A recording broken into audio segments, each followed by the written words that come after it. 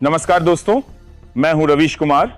दुनिया के नक्शे पर एक बार फिर लाल बिंदु चमक रहा है और इस बार वो गाजा या बेरूत नहीं बल्कि यमन से उठी आग है जो इजराइल के दरवाजे तक पहुंच गई है। दोस्तों, बताएंगे सब कुछ इस वीडियो में आगे विस्तार से, लेकिन उससे पहले आपको ये वीडियो बिल्कुल अंत तक देखना होगा।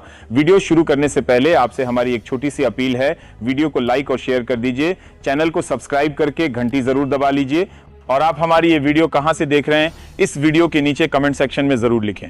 इजराइल जो पहले से ही गाजा में कब्जे के प्लान को लेकर अंतर्राष्ट्रीय आलोचना का सामना कर रहा है, अब हूथी विद्रोहियों के निशाने पर आ गया है। हूथी, जिन्हें आप यमन के पहाड़ों से निकलने वाली वह ताकत कह सकते हैं जो एक हाथ में बंदूक और दूसरे में अपने संघर्ष का झंडा लिए रहती है, उन्होंने कहा है अगर गाजा में जमीन पर कदम रखा तो समुद्र में भी चैन नहीं मिलेगा। तेल अवीव की खुफिया एजेंसियां अलर्ट पर हैं, रेडार लगातार आसमान खंगाल रहे हैं, लेकिन डर यह है कि हमला ऊपर से नहीं नीचे से भी आ सकता है। समंदर की लहरों में छिपे ड्रोन, मिसाइल और शायद छोटे छोटे स्पीडबोट जो रात के अंधेरे में इजराइल की सैन्य चौकियों को चीर सकते हैं। गाजा कब्जा प्लान, जो नेतन्याहू सरकार की राजनीति और सत्ता को बचाने का एक कार्ड माना जा रहा था, अब उल्टा पड़ता दिख रहा है। गाजा की गलियों में गोलियों की गूंज के साथ यमन की पहाड़ियों से उठ रही धमक मिलकर इजराइल के लिए नई मुश्किलें पैदा कर रही हैं। हूथी प्रवक्ता का बयान आया है, गाजा सिर्फ फिलिस्तीनियों का नहीं बल्कि मुसलमानों की इज्जत का सवाल है। अगर नेतन्याहू ने कब्जा बढ़ाया तो हमारी मिसाइलें उसके मोहल्लों तक जाएंगी। सोचिए, एक तरफ गाजा में हर घर, हर गली, हर दीवार इजरायली सेना के लिए जाल बन चुकी है और दूसरी तरफ यमन के हूथी जो समंदर के रास्ते से खेल बदलने का इरादा रखते हैं। मगर यह कहानी सिर्फ युद्ध की नहीं है, ये कहानी उस आग की है जो गाजा की रेत से यमन की पहाड़ियों तक फैल चुकी है। और नेतन्याहू के लिए अब यह सिर्फ एक सीमाई संघर्ष नहीं बल्कि कई मोर्चों वाला युद्ध बन चुका है। आगे क्या होगा? क्या हूथी सचमुच इजराइल के तटों तक पहुंचेंगे या फिर नेतन्याहू इस आग को फैलने से पहले बुझा देंगे? दुनिया देख रही है और इंतजार कर रही है। जरा सोचिए, समंदर के उस पार यमन के पहाड़ों से उठी एक आंधी जिसे दुनिया हूथी विद्रोही कहती है, अब इजराइल के दरवाजे पर दस्तक दे रही है। वजह गाजा पर कब्जे का वो प्लान जिसे लेकर नेतन्याहू और उनका तंत्र महीनों से खाका खींच रहा था। लेकिन कहानी यहीं खत्म नहीं होती, क्योंकि हूथियों को लगता है कि यह सिर्फ गाजा का मामला नहीं, ये पूरे फिलिस्तीन की सांसों पर हमला है। और जब सांस पर हमला हो तो कोई भी चुप नहीं बैठता, चाहे वो यमन के पहाड़ हों या लाल सागर के किनारे। इजराइल के बंदरगाहों की तरफ जाने वाले रास्तों में हूथियों ने खड़ी कर दी मुश्किलों की दीवार। ड्रोन, मिसाइल और समंदर में घुसते हथियारबंद बोट, ये सब मिलकर नेतन्याहू की मुश्किलें बढ़ा रहे हैं। तेल अवीव में सायरन बजते हैं और नेतन्याहू के चेहरे पर बेचैनी की लकीरें गहरी होती जाती हैं। वो जो गाजा को कब्जाने का प्लान था, अब उस पर लाल सागर की लहरों ने सवाल लिख दिया है। क्या इजराइल इतना ताकतवर है जितना वो दावा करता है? लेकिन आप जानते हैं, ताकतवर की सबसे बड़ी परेशानी होती है जब कोई छोटा, अनदेखा, कमजोर समझा जाने वाला दुश्मन उसकी नींदें उड़ा दें, और हूथियों ने यही किया है। गाजा में युद्ध की आग और यमन से उठती लपटें, ये दो मोर्चे अब इजराइल के सामने हैं और नेतन्याहू को सोचना होगा कि गाजा कब्जाने का सपना कहीं लाल सागर में डूब न जाए। ये कहानी सिर्फ युद्ध की नहीं बल्कि उस अहंकार की है जो ये मान लेता है कि दुनिया की बाकी आवाजें खामोश रहेंगी। लेकिन हूथियों की आवाज अब खामोश होने वाली नहीं। उधर दूसरी तरफ युद्ध की तस्वीरें हमेशा धूल और धुएं से भरी होती हैं, लेकिन गाजा से जो तस्वीरें आ रही हैं उनमें सिर्फ धूल और धुआं नहीं, एक पूरी कहानी छिपी है हार की, हताशा की और हकीकत की। इजराइल की सेना, दुनिया की सबसे प्रशिक्षित, सबसे आधुनिक हथियारों से लैस फौज, आज गाजा की गलियों में न सिर्फ अटक रही है बल्कि पिट रही है। वो भी उन लड़ाकों से जिनके पास न एयरफोर्स है, न टैंक और न ही कोई भारी मिसाइल सिस्टम, सिर्फ जज्बा है और अपने घर को बचाने की जिद। आपको याद होगा, जब युद्ध शुरू हुआ था तो इजराइल के टीवी स्टूडियो में बैठे जनरल कह रहे थे, हम एक हफ्ते में हमास का सफाया कर देंगे। अब हफ्ते महीनों में बदल गए हैं और सफाया तो छोड़िए, गाजा के मोहल्लों से निकलना भी मुश्किल हो गया है। गाजा की तंग गलियां, हर मोड़ पर बिछे जाल, हर घर के नीचे बने सुरंग, इजराइल की हाईटेक फौज इन नन्ही सी गलियों में जैसे अपने ही हथियारों में उलझ गई है। ड्रोन से तस्वीरें मिलती हैं, लेकिन जमीन पर खड़ा जवान वहां सिर्फ डर और अनदेखी मौत देख रहा है। अब इजराइल के सैनिकों के वीडियो सामने आ रहे हैं, पीछे हटते हुए, मदद मांगते हुए, और कुछ तो साफ कह रहे हैं ये लड़ाई जीतना नामुमकिन है। लेकिन टेल अवीव में बैठे नेतन्याहू अभी भी प्रेस कॉन्फ्रेंस में कह रहे हैं हम जीत के करीब हैं। करीब या हार से बचने के लिए बस शब्दों का खेल। गाजा का मलबा और खंडहर सिर्फ इमारतों का नहीं, इजराइल की अजेयता की छवि का भी है। वो छवि जिसे दशकों से दुनिया देखती आई थी, अब वो दरक रही है।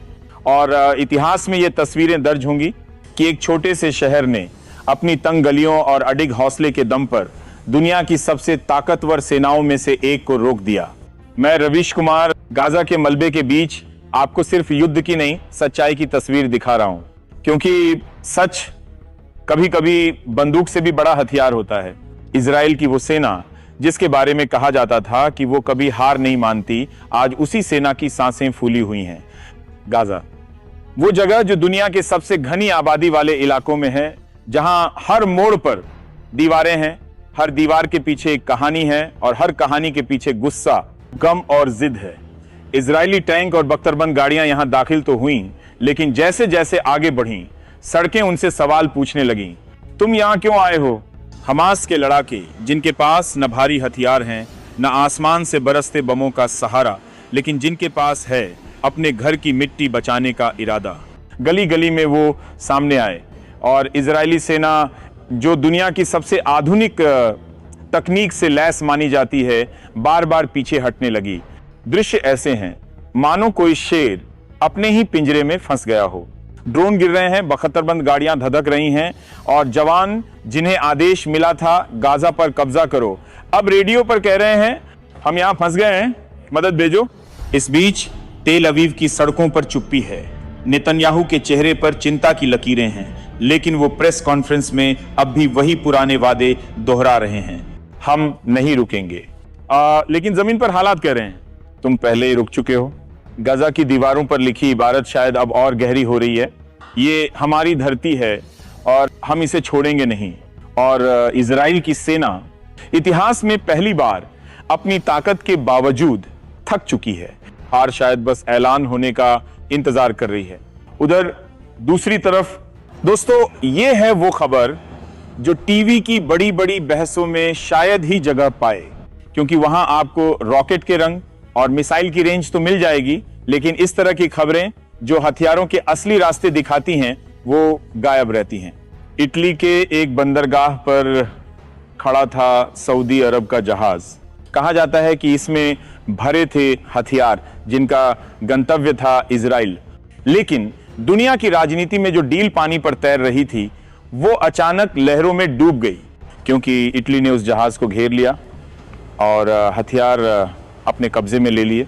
सोचिए, जब तक हथियार कारखानों से निकलकर बंदरगाह तक आते हैं तब तक इन्हें रक्षा के सामान कहा जाता है। जैसे ही ये किसी दूसरे देश के हाथ लगते हैं, ये कब्जा और लूट कहलाने लगते हैं। लेकिन असल सवाल ये है, हथियार चाहे इटली ले जाए या इजराइल पहुंचे, चलेगा तो बारूद ही, गिरेगा तो खून ही। सऊदी अरब के लिए ये घटना सिर्फ एक नुकसान नहीं बल्कि एक कूटनीतिक तमाचा भी है, क्योंकि जिसने भी ये हथियार मंगवाए थे अब उनके पास बस दावा बचा है, और दावा भी वही कि ये तो मानवीय सहायता का सामान था। जी हाँ, मानवीय सहायता जिसमें टैंक और राइफलें पैक होती हैं। वैसे इतिहास गवाह है, हथियार का असली रास्ता कभी सीधा नहीं होता। कभी वो समुद्र में लूटे जाते हैं, कभी सीमा पे रोक दिए जाते हैं, और कभी सीधे सीधे युद्ध के मैदान में पहुंचकर इंसानियत को रोक देते हैं। ये थी खबर उस जहाज की जिसे कोई न्यूज चैनल अपनी स्क्रीन पर नहीं दिखाएगा, क्योंकि यहाँ टीआरपी के गोदाम में इंसानियत की जगह बस बारूद भरा है। सऊदी अरब ने इजराइल को हथियार भेजे। अब आप सोचिए, सऊदी अरब जो दशकों से फिलिस्तीन के मुद्दे पर बयान देता रहा, जिसने अरब देशों की एकजुटता की बात की, वही देश चुपचाप हथियारों के सौदे में लगा हुआ था। लेकिन कहानी यहीं खत्म नहीं होती। जहाज चला इजराइल के लिए, पर बीच समंदर में इटली ने इसे रोक लिया। रोक कर क्या किया? हथियार उतार लिए। इसे आप अंतरराष्ट्रीय राजनीति का समुद्री डाका कह सकते हैं। बस फर्क इतना है कि इसमें चेहरे पर नकाब नहीं बल्कि सूट टाई और कानूनी तर्क होते हैं। सऊदी अरब के अखबारों में इस पर खामोशी है।